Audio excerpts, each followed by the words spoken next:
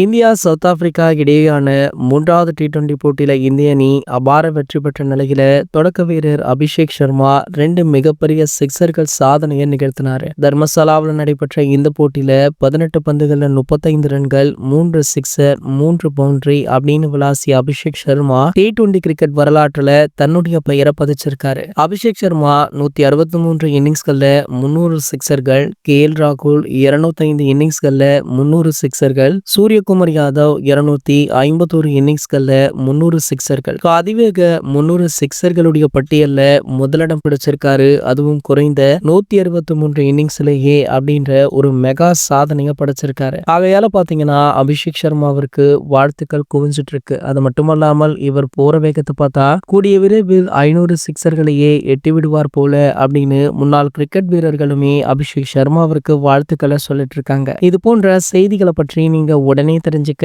நம்ம சேனலை மறக்காம சப்ஸ்கிரைப் பண்ணிக்கோங்க.